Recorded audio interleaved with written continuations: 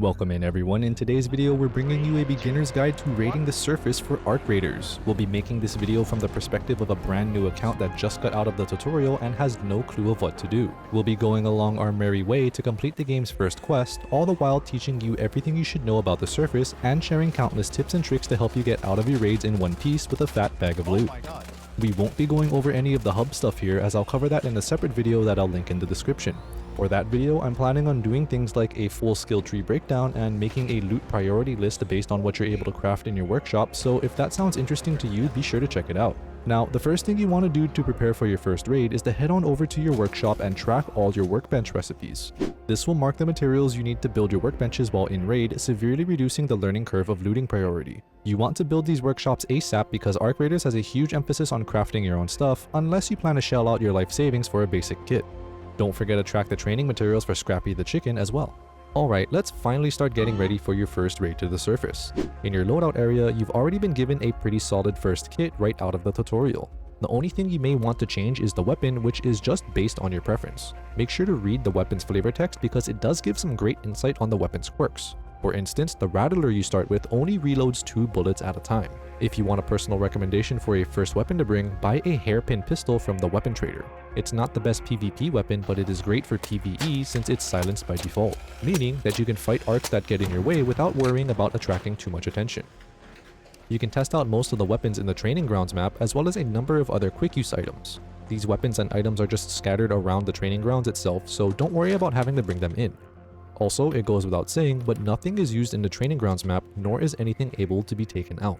Once you've found a weapon you like, slap it on and make sure to bring the right ammo type for it. I recommend bringing 1 stack of ammo for your first run, 2 if you're running a Stitcher, and I recommend putting the ammo into your safe pocket until you loot something valuable to swap it out with on the surface. Don't worry, you can still reload normally with your ammo in your safe pocket, unlike some other extract shooters. Every time you're gearing up for a raid, you've got to make sure you have the essentials: a weapon, a stack of 2 or ammo, an augment, a shield, a stack of healing bandages, and at least 2 or 3 shield rechargers. Once you start getting used to the game, you can start playing around with the other extremely useful utility quick use items. Offensive throwables usefulness aside, utility items are arguably even more useful. Defibs enable a quick revive of teammates, which can drastically swing a fight in your favor. Smoke grenades provide visual cover and can help you rotate around in a fight. Zip lines are insanely useful for traveling around the map or making a quick exit from a sticky situation. After your first raid, you'll unlock free loadouts which have a decent spread of these essentials at the cost of having a pretty bad loadout augment that has low inventory slots, low carry capacity, and no safe pocket. These loadouts have no cooldown and cost nothing though, so keep them in mind should your gear reserves start getting low. Now that we're geared up, let's head on out to our first raid. You'll unlock the other maps as you simply play raids, so for now just head out to the Dam. I wouldn't recommend it now, but you can also do a night raid where the loot is more abundant, the safe and easy raider extracts are disabled, and the arc enemies are more dangerous. Once you're in a raid, you should check your map to figure out where you are. The map shows loot POIs as well as loot density and the type of loot you can find in these POIs. You can also see the available extracts with a nearby timer indicating how long until that extract closes. The map also shows minor POIs such as arc nodes and fuel depots once you get close enough. Our first mission is to just head to a POI and loot some containers, so mark the closest one on your map and start moving. Let's go to the power generation complex. Holstering your weapon makes you move significantly faster, and make sure to stay hard to see by running between cover and bushes and staying off the obvious open trails or paths. You can crouch while sprinting to do a short slide, and while sprinting you regenerate stamina. This is a great tool for getting around the map and can be utilized well on flat terrain or downward slopes. When moving from place to place, always keep at least a quarter of your stamina so you have enough to run and take cover should someone spot you and open fire. You can also dodge to attempt to avoid gunfire, but I wouldn't recommend relying on it too much as it does use a lot of stamina. Should something start shooting you, don't panic and just zigzag to the nearest cover, break line of sight, and try to make your escape. Do not just spam your dodge button as it's a huge drain on your stamina, and after about 2 or 3 dodges, you'll just be a walking duck. If you do get hit, make sure you top off on your health. If your shields are still around 75%, you don't really need to use a shield charger on it just yet, as that thing can't fully restore your shields from 0, unless you really want to be at 100%. Shields absorb most of the damage when you're hit, but some damage still goes through to your health. Keep this in mind as you're fighting, as this means that having full shields but low health means you can still die through your shields. Basically, just keep your health topped up as often as possible. On your way to your POI, you'll more than likely see a good amount of arcs. Every arc enemy has a weakness that might not be obvious at first, so don't just dump bullets into them and hope it's working. Instead, use your head and observe your enemy. For example, let's take a look at wasps and hornets. They have thrusters that are extremely weak to gunfire, and simply shooting off 2 thrusters will bring one down. Hornets have armor on their front thrusters, however, meaning you'll have to maneuver to hit them in the back thrusters if you don't want to waste all your ammo shooting the armor. Depending on the type of ammo you're shooting, you might not even be able to destroy the armor, as the smaller your bullet, the less effective it is against arcs. Don't be afraid to try taking down a wasp or 2 as you run around, especially if you brought that hairpin I suggested. And if you do, be sure to loot your kills as they have a number of valuable materials on them. Arc alloys are required to initially build a lot of your workbenches, arc power cells are necessary to craft shield rechargers, and depending on the enemy you've downed, they'll drop a special item that can likely be thrown to have some effect. Hornet drivers can be thrown and will explode as a stun grenade, fireball canisters can be thrown and will explode as a fire grenade, and even those previously mentioned arc power cells can be used as a emergency weak shield recharger. As a quick tip, if you take down an arc and lose track of the wreck, look for a small smoke pillar that appears for the remains. Now of course, arcs aren't the only thing that'll try shooting you on the surface, as there are obviously other players out there who are more than happy to turn you into Swiss cheese on the chance that they can take something half decent from you. Since this is a beginner's guide focused on just teaching you the basics, I'm not going to go over PvP in too much depth, as that subject could honestly be its own hour-long video. Instead, I'll teach you guys some stuff that may at least help you win a simple 1v1 fights or at least escape from bad situations.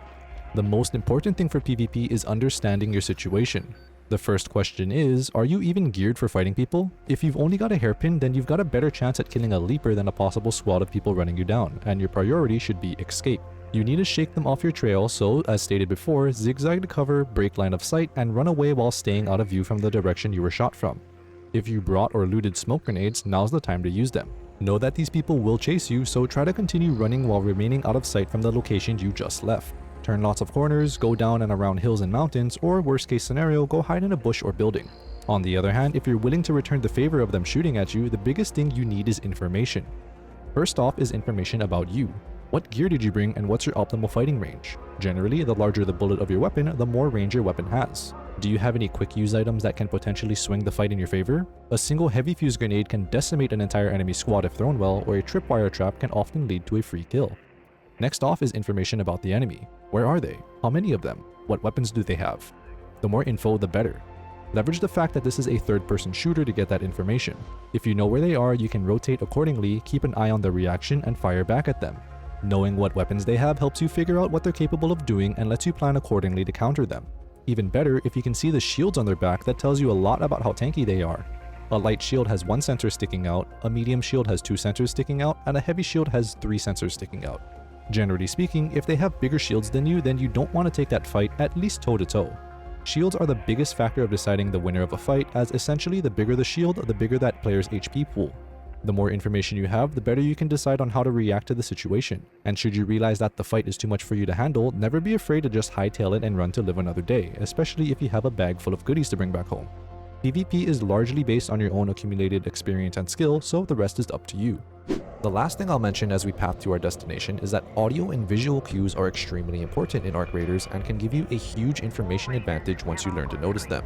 Obvious visual cues like arcs in the distance turning yellow or red indicate that they're aggroing on a nearby player. More subtle visual cues like birds flying off in the distance means nearby players scared them off. A red flare shooting off into the sky means a raider was downed in that area. Audio cues, such as footsteps, ziplines, and even breaching sounds, can give you similar information to either ambush or avoid players depending on the situation.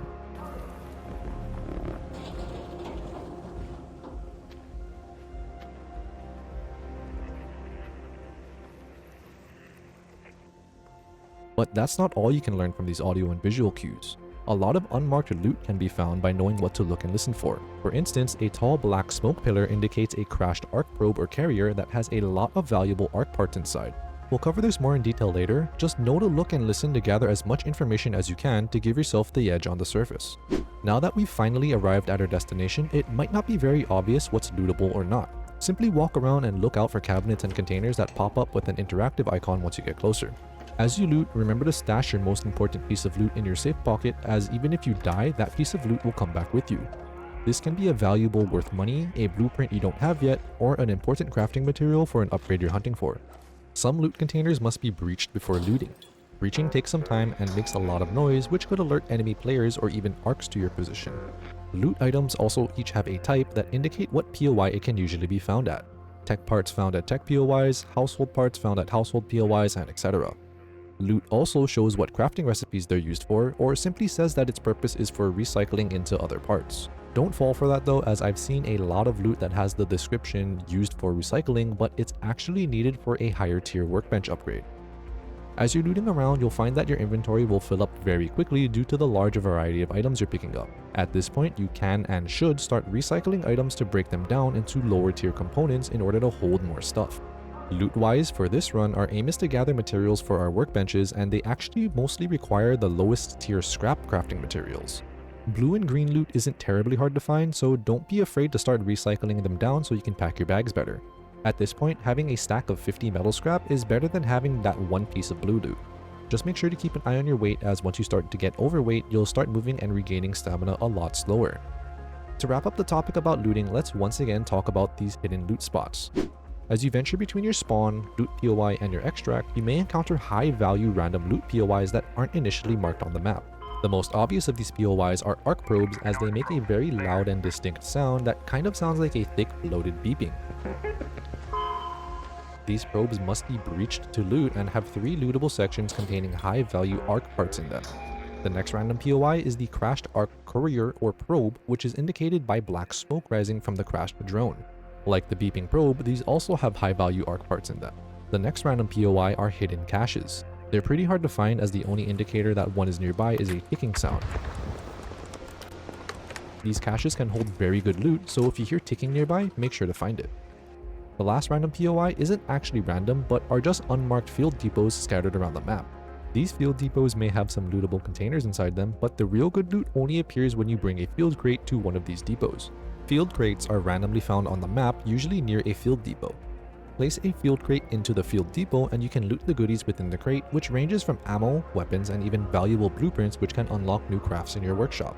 Now that you're loaded up, check on your map and start making your way to the nearest extraction point. You're going to want to head to one of the extracts with a timer ticking down next to it. There are other extracts known as raider hatches, but those require a raider token item to use that you don't have access to yet.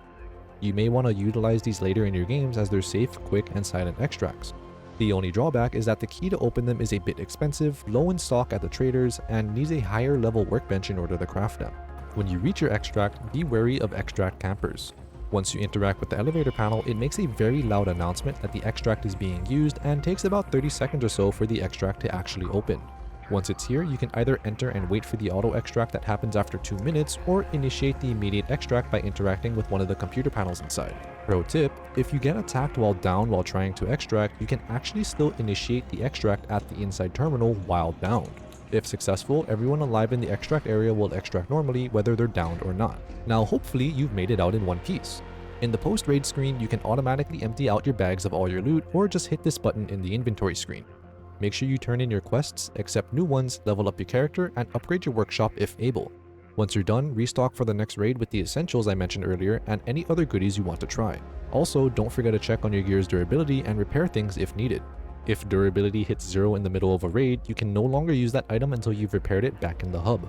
Feel free to upgrade some of your gear with the scraps you've collected once you've built your weapons workbench, or experiment with other weapons and loadout augments. Once you feel like you're ready, head back out there for more action. That's all I've got for this guide, but before we end the video, have some of my best tips and tricks as a thank you for watching to the end. Violence isn't the only answer.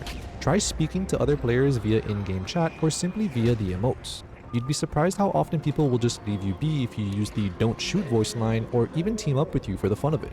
Some items you loot can go into your quick use bar, such as some arc parts.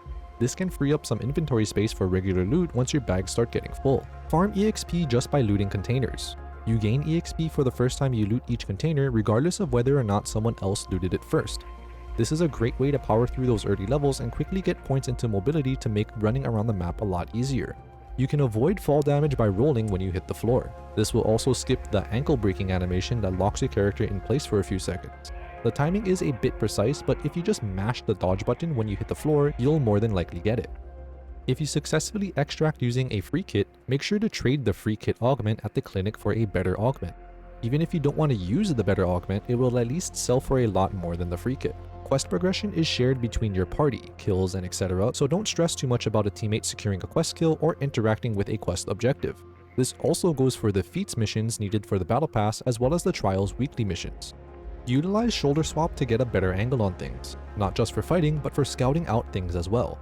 This is a third-person shooter, so keep this in mind as you play the game. That long hallway that looks clear might have a guy third-person peeking all the way at the end. Zip lines are probably the best utility items you can bring. They allow for cheeky quick rotations in combat or can save you a lot of time by skipping a long walk around a cliff. I've lost count of how many times a zipline has saved our runs simply because it helped us get to our extract quicker. If you guys enjoyed the video, be sure to leave a like and subscribe. Let me know what you thought of this guide, and if you got any tips for other raiders watching this video, feel free to toss them in the comments. Good luck and happy raiding.